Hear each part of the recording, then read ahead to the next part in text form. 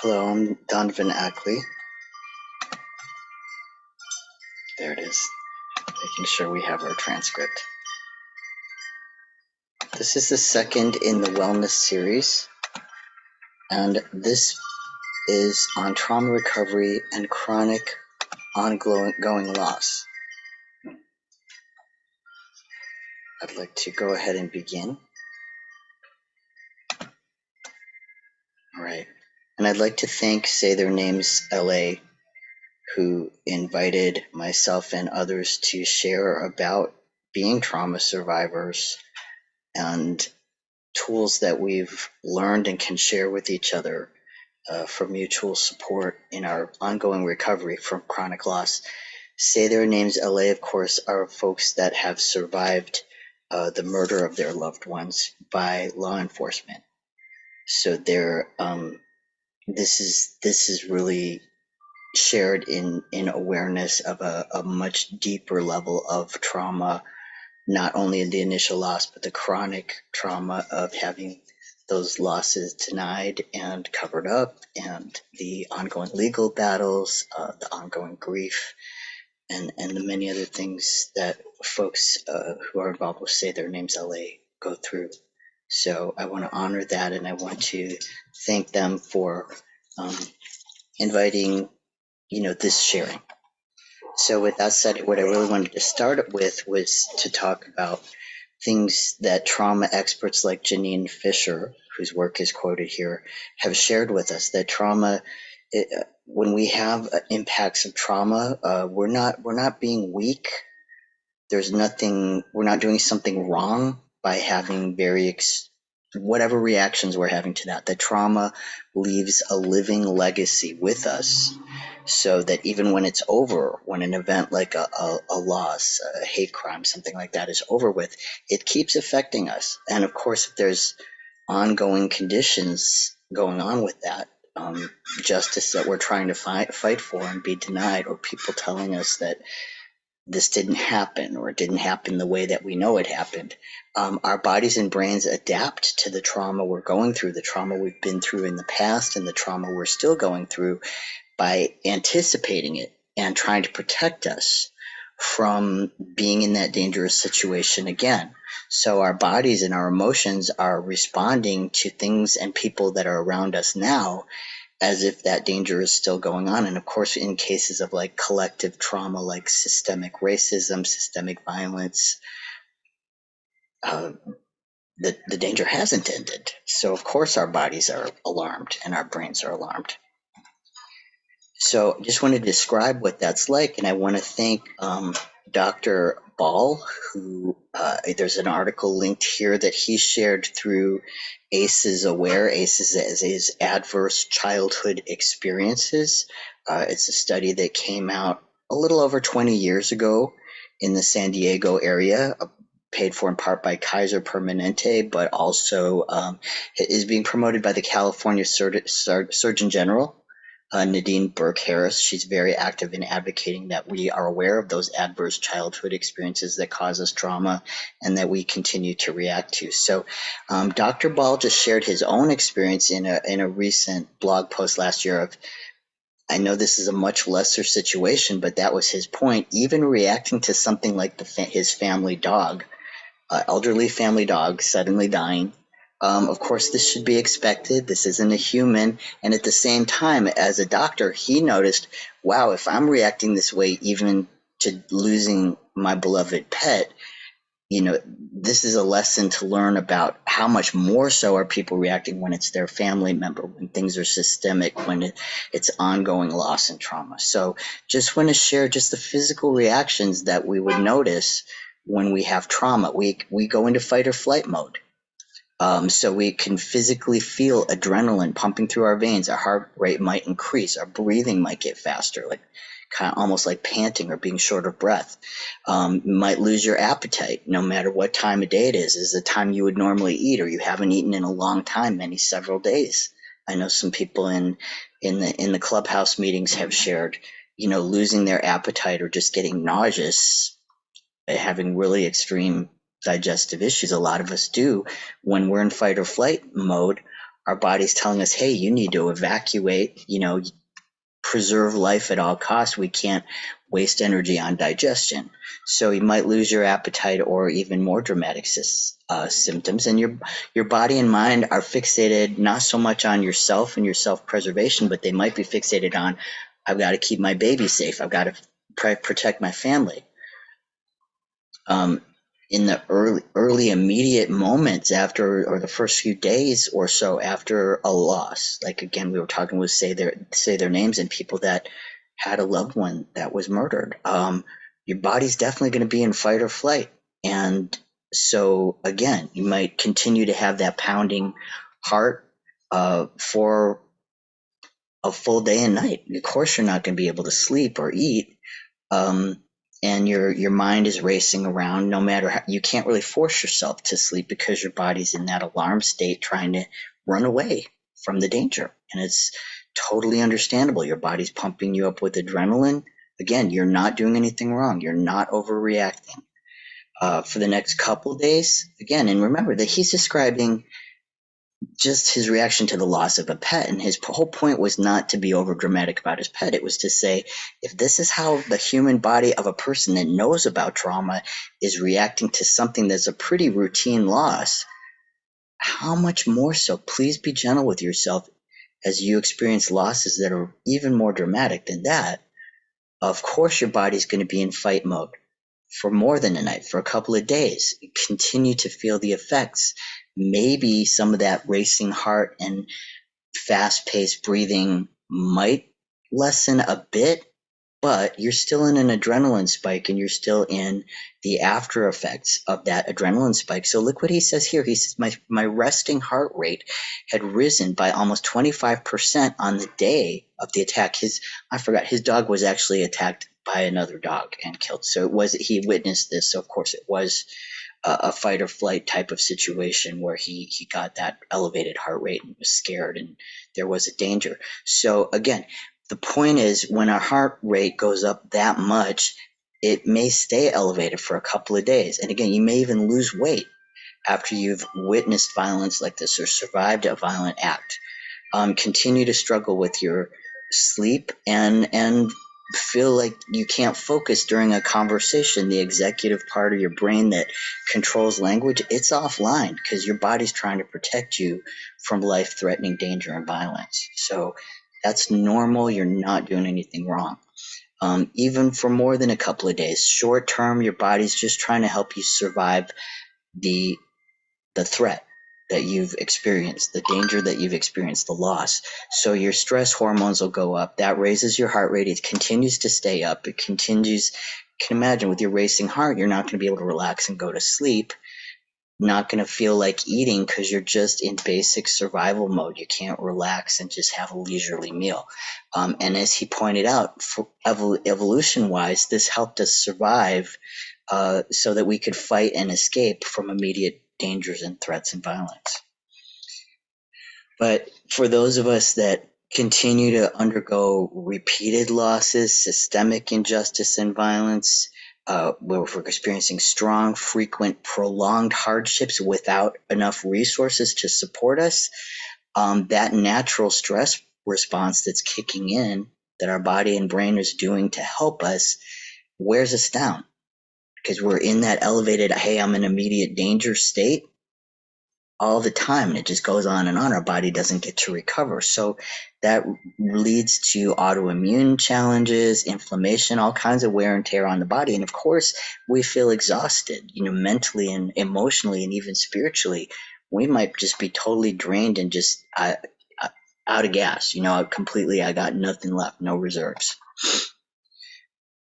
So these are some of the things that we do when we're in that chronic stress situation or that ongoing trauma. These are normal responses that we might do to cope with being in that situation. Now, this comes from an article called How to Stop Running from Neglecting Yourself. And this is on mindfulness practices, but it connects them to a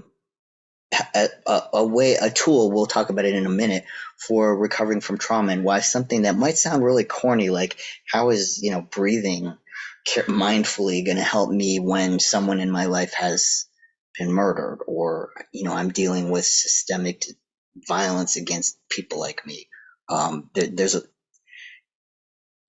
some science behind why it's not. Obviously, we're going to continue to try to address the violence, dismantle the injustices, and while we're doing that, what can I do to help my body and my mind and my spirit and be as strong and resilient as they can be under these circumstances that we're trying to change, that are going to take a long time to change and collective action to change. So fight, flight, freeze, fawn, what that really just means, we already talked about fight and flight. Freeze and fawn are a couple other things that might be familiar to some of us. They might be coping tools that we just go into to protect ourselves. When we've gotten used to surviving life and death threats over and over and over again, witnessing other people that we love going through life and death circumstances over and over again, then little things, we may react to little things like they're big things because we've just been in that mode of dealing with the big things all the time. So even things that aren't dangerous, that are just annoying, we may explode because we're just in that mode of just protect. So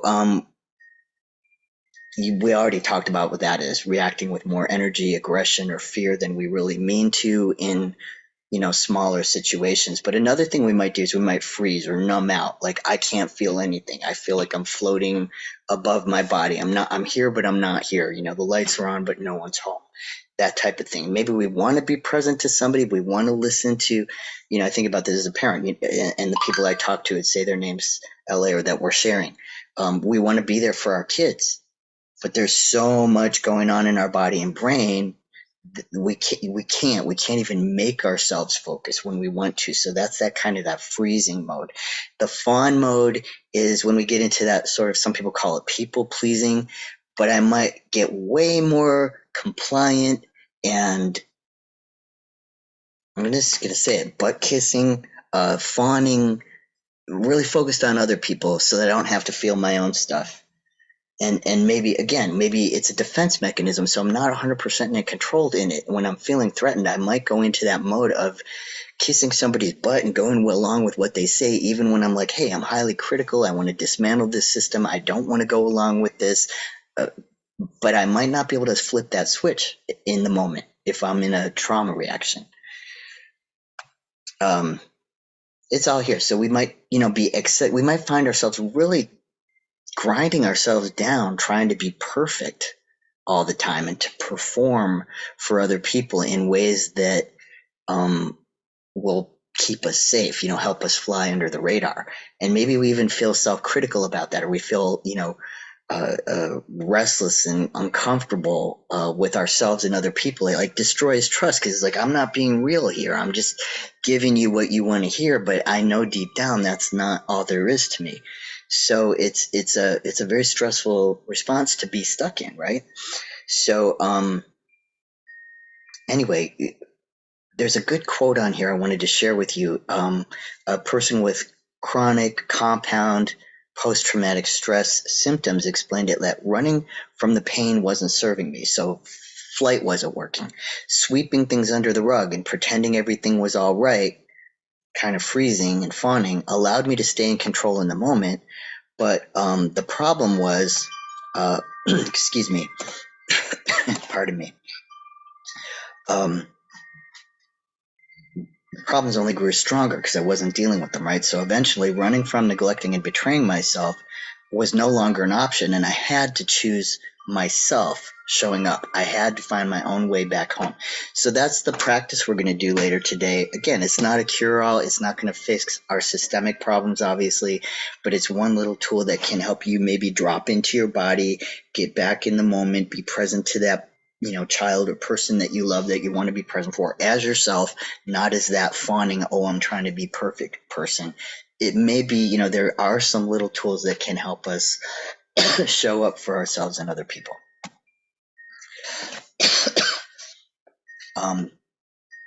So I did want to invoke the great civil rights advocate, activist and advocate, community advocate, and scholar, Audre Lorde here, who says, caring for myself is not self-indulgence. It is self-preservation. And that is an act of political warfare. So drilling, wrapping up here, I want to get to things that folks who have studied and lived through chronic trauma have found really can help us be resilient in this situation and give us some other tools besides fight, flight, freeze, and fawn. There's a wheel pictured here that comes from, again, ACEs, the Adverse Child Experiences Network, ACEs Aware. And they have found, it's a group of scholars, community providers, people with lived experience of trauma, surviving and recovering from trauma. These are the things that really help us be resilient. So mental health care, and that might, but does not have to include psychotherapy or psychiatric care. For some of us, peer support works better, and of course, some of us have reasons for having a lot of skepticism towards institutional or organizations or agencies of behavioral health systems, right? So we've talked about that in say their names. Like, not everybody has access. Not everybody. Some folks have a healthy skepticism and a very problematic history with mental health organizations and institutions. So that's when we say mental health care, please know that whatever that looks like for you is that's what that is. That can include also substance use disorder treatment, help, or recovery, whenever, if that's indicated in the situation. In fact, I just noticed now that my display name here on Zoom actually it doesn't show my full name, Donovan Ackley III. It shows my name and the date that I last used substances myself. So that's kind of my substance recovery date. I didn't mean to share that here, but there it is. So I can very much relate to that peer support for substance use disorder treatment. Because a lot of us, when we have trauma, we use substances to self-medicate. And maybe that can, for some of us, that gets to a point where we're doing that, again, more than we want to. We don't.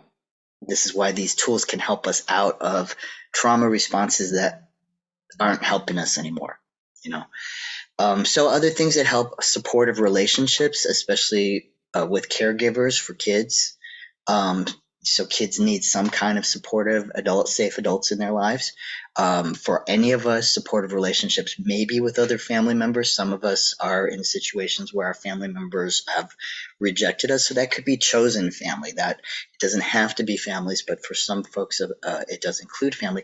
And of course, peers, finding other people with similar lived experiences who can relate to you and that you can support and they can support you.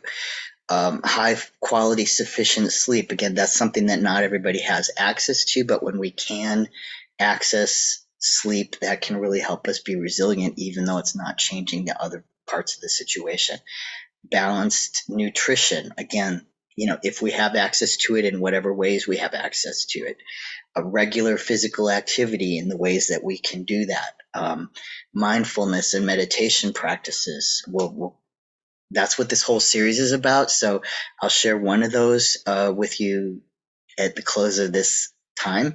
And the whole series has that, and my YouTube channel has a whole bunch of them. And I'm going to share many other resources with you as well. Culturally competent and trauma-informed practices. Access to nature, when we can find it in whatever capacity we can find that. If that's just seeing a bird, if that's just seeing a little baby plant growing up through a crack in the sidewalk, whatever that might be, whatever access to nature looks like for you, that can be one of those resilience building experiences and resources. I think I got everything that was on there. So I did want to mention community organizing too. So what Say Their Names does is such a powerful resilience building tool for recovery, because it's getting people together who've shared the same kind of trauma to come together and support each other and build, if not friendships and chosen family, which it does become that for some people, at least peer support for each other. And as far as the balanced nutrition and the physical activity thing, it doesn't have to be, oh, I joined a gym or I hired a trainer. Like a lot of us don't have access to that. But it's kind of just acknowledging, hey, my body's exhausted. I'm going to let myself go for a walk. I'm going to make myself eat even if I don't feel hungry right now, just because I know my body's going to be more resilient if I put some food in it today. Um, and even validating, like, hey, I know my body's in a fight or flight response right now. I'm gonna have some water anyway. So whatever you can do that feels gentle with yourself and just kind of acknowledges where you're at and what you can do with the resources that you do have. And a huge part of that too is, again, not denying things, but remembering the person. This is a beautiful thing that Say Their Names LA does, is getting together and remembering that person, remembering the beautiful things about the person we loved or what we lost, the love that they gave us, the legacy that they've left behind, sharing that, not only remembering that alone, but sharing that with other people as part of our peer support. Is that this person is still present? We have that beautiful commemoration of World AIDS Day in the communities that I'm part of, where we say people's names that have passed from AIDS, and we say presente or present. They're still here with us. So this is a tool that comes from again, community organizing in a different community. I talked about Say Their Names. I've also been part of a peer support community in the trans and intersex worlds, or communities, folks with a very high rate of suicide attempt. And we support one another. We have some training to give peer support to one another. And one of the things that we've learned from people that survive suicide is that steering toward the pain is actually helpful to help us stay alive, instead of running away from the pain or pushing someone else's pain away, like, oh, being afraid to talk with someone about their pain, right? If they've been through this life or death situation, or maybe they're in a life and death situation now, it might seem scary to open that up and talk about it, but actually steering toward it. This comes from the oldest suicide intervention phone line in the world, Samaritans. They're the ones that passed this on to us, with those of us who started Trans Lifeline. That they said this was the number one thing they found work, is to steer toward the pain. And then I saw in the work of civil rights activists, they talked about in the same way, lean into the anger. Don't be afraid to say how angry you are and to name injustice as injustice. It's by steering toward it. There's an old saying, the only way out is through. And this is true for pain and anger, is what we found in trauma recovery and crisis intervention support and recovery. So please feel your feelings. It can be scary to be alone with them. So again, this is where having support, it might be a mental health professional, but it very well, from my way of experience, and a lot of the folks in the Say Their Names community, peer support is a big part of that. Sharing that with a community of individuals, or at least one individual who's been through something like it too, can help you at least not have to be alone while you're feeling those feelings. And if people are not helping you, this was a big thing. I want to say thank you to the Say Their Names community for really naming, and I heard people in this community who'd survived police violence and the murder of their loved ones say this over and over again to each other. If someone's telling you things that make light of what you've lost, step away. If they say, oh, he's in a better place, God needed him more, or you shouldn't feel that way, or you should be over it by now, those are red flags. Those are not helpful. Those are the opposite of helpful. So take a time out. If it's someone you don't want to, nobody's saying you have to cut them out of your life, but take a break, step away. That's not going to help you feel your feelings if they're basically telling you your feelings are wrong, or that you shouldn't have these feelings, or you should be over it. You need time and space to feel what you feel. So I've heard this expression, go where the love is. Find your people, find those people that validate those feelings that you have, and that are safe for you to feel those feelings around. And that way you get to let those feelings come out, expose them to the light and the air, and that gives you a better chance of not, I'll use I language. When I do that, when I process my feelings with safe grown-ups, then I don't go sideways at my kids. You know what I'm saying? So that's really been my goal in processing a lot of things, life death threats that happened, surviving suicide, a lot of things. I have a 9 out of 10 on the ACEs questionnaire myself. So I've had a lot of trauma, and it's not my kid's fault, and it's really not anybody's fault that's in my life today. So it's good to have people I can be real with and not pretend that stuff didn't happen, or that some of the systemic things that are happening now, people I can talk about those things with. And by feeling the things that I feel about that, I can, I can not let it go as in not deal with it, but there's a time and a place. I can be present to my children as children when that's the time to do that, if that makes sense. I hope it does. So we can support each other's angry feelings, especially when we have consent with each other to do that, like in a Say Their Names Clubhouse, or a trans Lifeline phone call, or an intersex peer support group, or whatever that looks like for you. There's times and places or individuals with whom you have permission to let that out. You can let that grief and rage about injustice and violence come out, because that's normal and healthy to be angry at injustice. We don't have to be polite and justify what unjust things that have been done to us, and we don't have to make excuses for it or pretend it didn't hurt or that we're not angry. So now I'm going to guide you through an exercise, or share with you an exercise that comes from Janina Fisher, so we can actually apply what these things that have been shared. So I'm going to show you a graphic. I'll just flip to it right now. The link for this is going to be in the comments or in the description of this video. So you can just pop onto that link and download this graphic. But you can see there's trauma in the center here, and there are a lot of different ways that trauma expresses itself all around the page, on each side and on up above the trauma. So what I would ask you to do is look for the symptoms and difficulties you recognize in yourself, or that you've had in the past. So if you print that page out, or make your own version of it, circle any of those that you've ever had, and then put a check mark or an asterisk next to those circled symptoms that you didn't know were actually from trauma.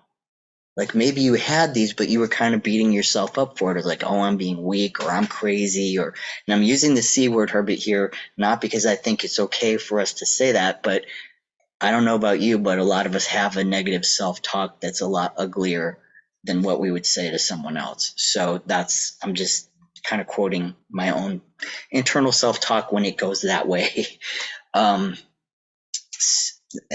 Yeah, I'm not trying to cultivate that anymore, but again, that's just an example of so circle what you can relate to, that you recognize you've done this before, you could relate to this has happened for you, and then check, hey, I didn't know that was from trauma.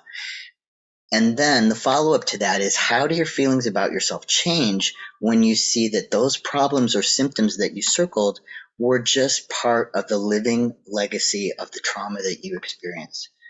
So I will put this here, and I'm just going to talk you through it for folks that don't, maybe folks present who are not visual or don't have access to reading this for one reason or another. So trauma is at the center, and then some of the symptoms that you might have experienced that maybe you didn't know were from trauma: depression, irritability, decreased concentration, numbing, loss of interest, insomnia, emotional overwhelm, loss of a sense of the future and hopelessness, shame and worthlessness, nightmares, flashbacks, anxiety and panic attacks, chronic pain and headaches, substance use or substance abuse, when it's more than you want it to be, eating disorders, feeling unreal or out of your body, self-destructive behavior, a loss of sense of who I am. So out of those symptoms, after you've circled or processed that, however you want to process that, choose 4 of the most troubling or difficult of those trauma symptoms, and then ask yourself, how did that help me survive? So, for example, in my case, I'll just say, I've had substance use, I've had eating disorders, I've had self-harming behavior, and insomnia. I'll just pick those four. And so I might ask myself, how did my substance abuse help me survive? How did it help me get through? So I'll pause it. That's what you can ask yourself and just reflect on that. If you're not sure, that's okay. You can ask yourself, what would it have been like? What would things have been like if I didn't do that? If I did, in my case, what would it have been like if I hadn't used alcohol and other substances the way I did? What might the outcome have been? It might be something that helps us be a little bit more gentle with ourselves when we realize at the time, hey, that was the best I could do. Maybe I don't have to do that anymore, but I just invite you to experience that journey. Again, that comes from Janina Fisher, and the link will be in the description, so you can just process it on your own time. And I would invite you to find a friend, a peer, a community that you can process that with, and maybe not be totally alone with that. It can still be a good self-reflection exercise on your own if that's all you have access to. So it's still good. You yourself are a good resource for you. And again, I just invite you to find support with that if that's something you can find.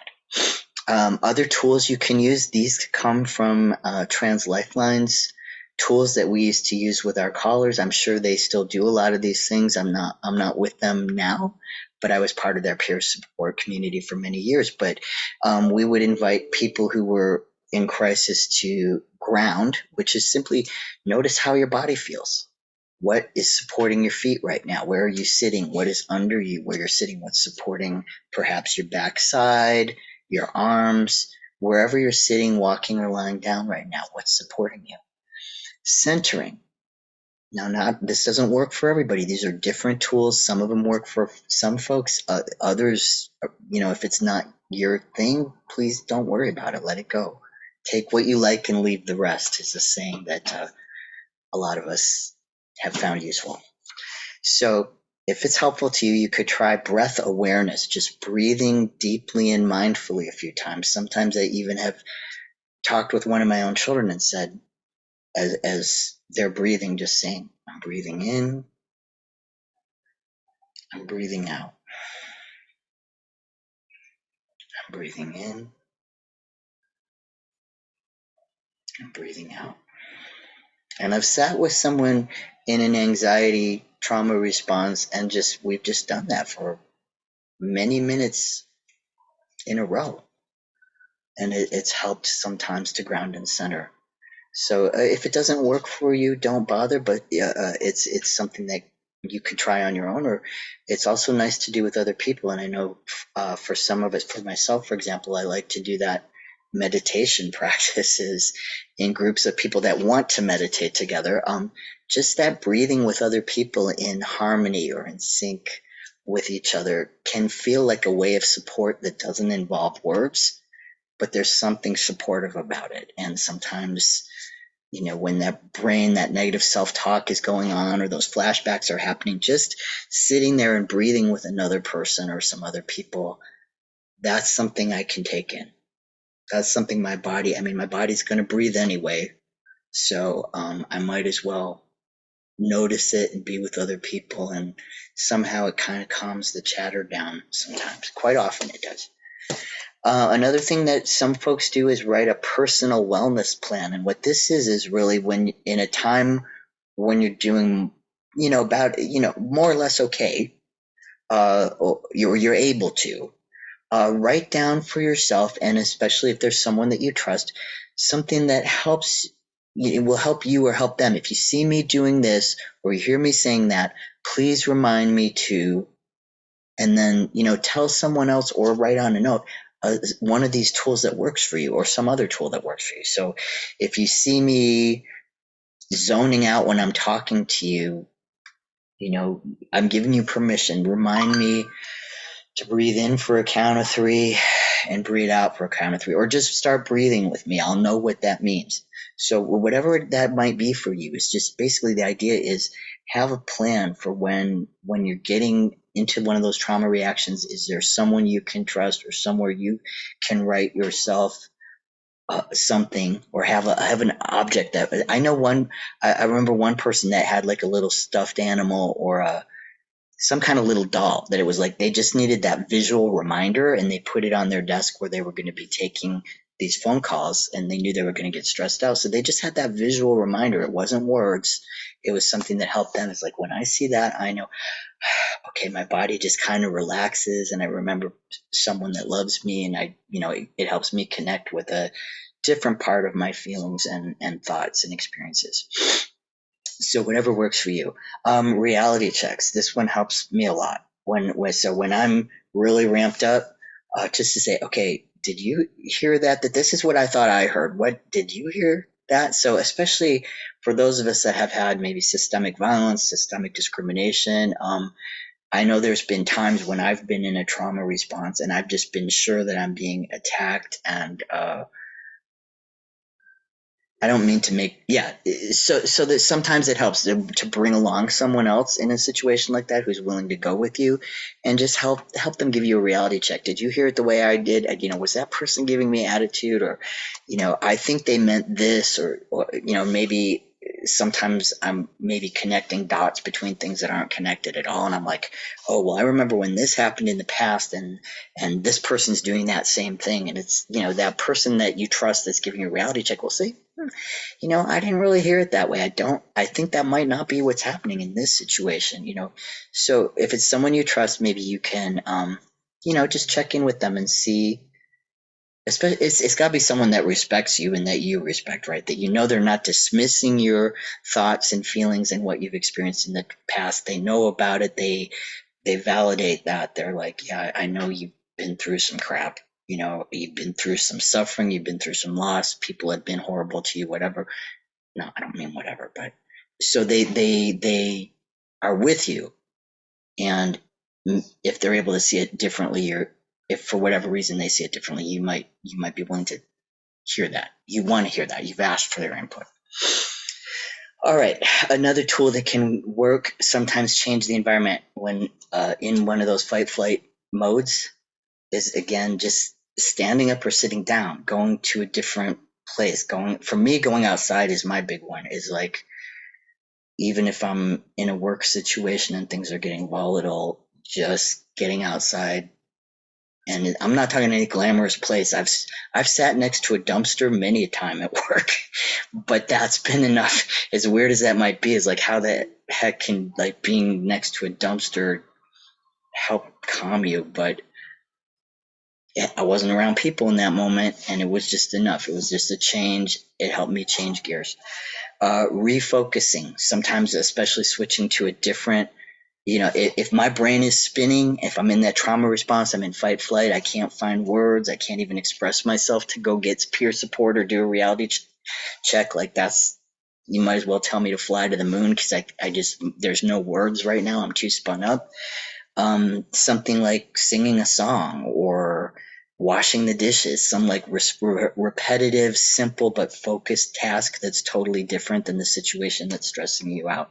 That can be a really good one to just, again, it helps your brain do something different and get unstuck from that loop of fight, flight, freeze, fawn. So lastly, I just wanted to share with you some tools. Janine Halloran is a wonderful trauma recovery expert. She helps with parenting, teens, anybody that has trauma recovery issues, and especially if it's affecting your relationship, your relationships with people that you love, your family relationships and things like that. So she's got she's got a YouTube channel, and she's got a lot of other resources, and she is someone that's in, she's a provider. You can see she's a licensed mental health clinician, a licensed mental health counselor, and she's got a lot of free stuff she puts out there because she just wants to help people with trauma. So her picture is there. ACEs puts out a lot of tools all the time. That was adverse childhood experiences again. So they have one called the 4 Building Blocks of Hope, Healthy Outcomes from Positive Experiences. So for those of us that have all these adverse experiences of trauma that we've had throughout our lifetime from early childhood on, what they talk about is nothing's going to erase that. We're not talking about changing or minimizing the past, but what we can talk about is how can I start building some positive experiences, or connecting with positive experiences that I may have in my life today? How can I build on those, connect with those, and help myself, bring some balance to the adverse experiences that I've had so that I can be resilient. And then there's some breathing tools from PESI, is founded by or it's the organization that Dr. Bessel van der Kolk is with, and he's the guy that really pioneered a lot of the post-traumatic stress recovery tools that we have today. Like, he's the person that mentored Janina Fisher, Brene Browne, and Peter Levine, all the folks that this is just a resource. I'm just going to say PESI is a place where you'd find a lot of resources. I really liked this one because they actually have a quick little video, and it's quick and easy to use anywhere, anytime. Stop, drop, and breathe. It's self-regulation, especially if you're getting stressed out as a parent and you feel like you're going to snap at your kid. It's a thing that you can just quickly kind of just pause, breathe, and get that temper or that trigger response. De-escalate that, regulate yourself back down. It's not going to change everything, but it's going to help you respond in a different way as a parent, so you're not lashing out. Self-compassion for caregivers is a 10-minute guided meditation. Kristen Neff, again, is another expert on compassion as a tool for healing, so community care, relationship building, but really her big focus is self-compassion, but it's all trauma recovery tools. And again, she has a free YouTube channel, so I'd love to connect you with these free resources that are available for you. If you can get other resources in addition to these, great. And I want to make sure everybody has something, right?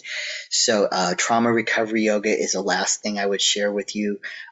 They have 20-minute guided practices for the whole family. There's many, I believe hundreds of guided family. It doesn't have to be yoga. They call it mindful movement, family movement. But it's just breathing and movement as a way to kind of drop back into your body, that grounding, that centering, self-compassion. So different tools work for different people, so I wanted to share a lot of different things.